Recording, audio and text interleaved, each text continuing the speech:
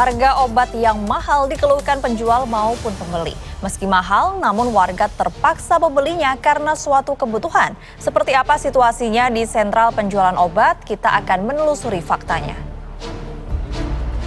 Obat mahal bukan problematika anyar, tapi kembali dibahas sejak panggilan istana.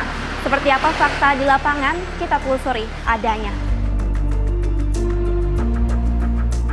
Selasa kemarin Presiden Joko Widodo meminta Menteri Kesehatan Budi Gunadi Sadikin mencari formulasi agar harga obat dan alat kesehatan di Indonesia lebih murah seperti di luar negeri. Presiden Jokowi pun mempertanyakan kenapa harga obat di dalam negeri mahal namun industri farmasinya tidak maju-maju. Yang pertama kita kasih masukan mungkin dari sisi jalur perdagangannya kita itu masih ada inefisiensi. Tata kelolanya juga mesti dibikin lebih transparan dan terbuka sehingga tidak ada peningkatan harga yang unreasonable atau unnecessary dalam proses pembelian alkes dan obat-obatan. Rupanya mahalnya obat dan alkes ini sudah jadi pembicaraan bahkan sejak awal tahun lalu saat rapat kerja kesehatan nasional. Ada beberapa elemen terkait tata niaga obat yang membuat harganya di masyarakat jadi mahal.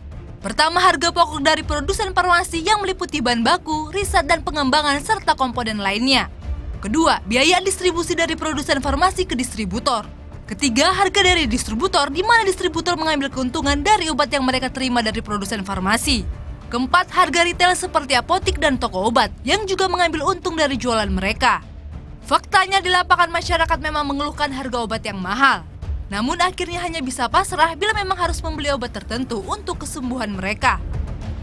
Ya, terasa dari bulan ke bulan ya. Biasanya sih saya kan memang langganan kalau obat yang dari rumah sakit nggak di-cover belinya memang di sini. Ya ada barang 5.000, 10.000, tiap item tuh memang naik. Obat yang mahal ya tetap beli Mbak, karena memang harus. Kalau mahal ya nggak bisa dikritisi, man, nggak bisa berkata apa-apa sih, terima aja. Kalau udah mahal kan mau digimanain lagi ya, ya udah terimain aja. Paling cari alternatif lain obat yang sejenis gitu tapi lebih murah.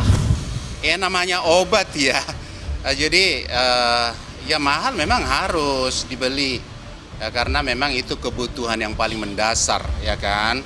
Cuman ya pemerintah harus lebih segera turun tangan, negara harus hadir dalam hal ini. Tak hanya pembeli, masalah obat mahal juga dirasakan para pedagang farmasi. Pasalnya harga obat yang kian mahal buat daya beli masyarakat turun. Dengan kata lain, omset para pedagang farmasi ikut terdampak turun. Terkait dengan dampak kenaikan harga di pasar pramuka ini memang tidak terlalu signifikan dampak kenaikan itu, cuma untuk nilai jual kita atau nilai beli konsumen itu sangat berdampak sekali sama kita. Yang biasanya para konsumen itu membeli 2-3 box, yang sekarang paling 1 box atau setengah box mereka membelinya. Menkes sebut akan koordinasi dengan Menteri Keuangan dan Perindustrian untuk menyusun formulasi agar harga obat dan alkes jauh lebih murah di dalam negeri. Targetnya akan ada konsep yang komprehensif termasuk relaksasi pajak. Rencananya hasil perumusan akan dilaporkan kepada Presiden 2 pekan mendatang. Harus dikonsumsi apabila ingin cepat pulih. Sementara harga yang tak sedikit bikin mereka sulit. Kini yang dinanti adalah solusi. Kira-kira apakah pemerintah bisa menepati? Angelina Dewi, Arman Adi menelusuri faktanya.